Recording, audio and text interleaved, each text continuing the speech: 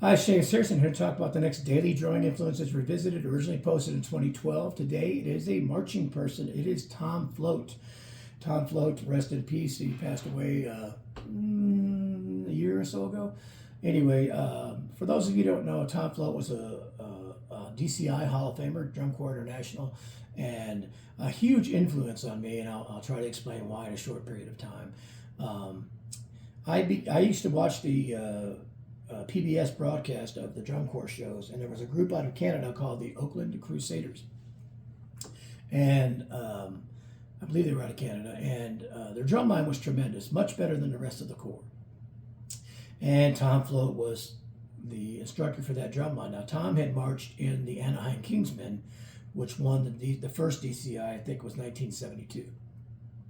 And two famous drummers in there, Tom Float and Ralph Hartman, were both in that snare line.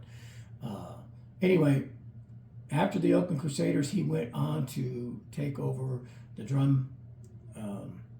head drum instructor for the Spirit of Atlanta, Drum and Bugle Corps out of Atlanta, and they made a quick rise and were highly competitive. The corps was great horn line, great drum line, but the drum line was working its way up and becoming very challenging to a lot of the well-established corps. And that was Tom Float's writing and stuff. And then they were probably one of their most famous drum solos was when they did a version of The Devil Went Down to Georgia, which we tried to replicate somewhat of a version at Murray State at one point. He went from there to the Blue Devils and had a great successful run with the Blue Devils where they won high drums several times.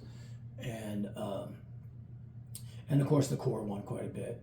And after he was out of that, I believe he worked at Disneyland for a long time as a performing musician. And when Tama first came out with the marching drums, he was part of that design and innovation and stuff like that.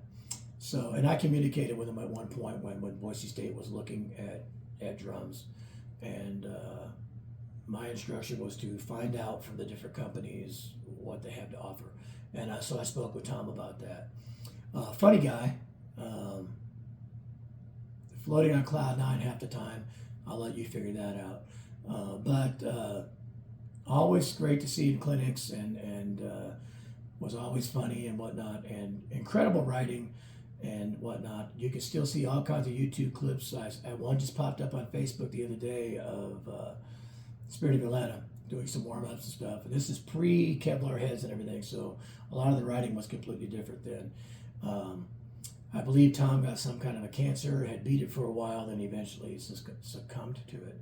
So I don't think you can talk about drum corps without talking about the influence of Tom Float at some point. So the drumming influence for the day, Tom Float.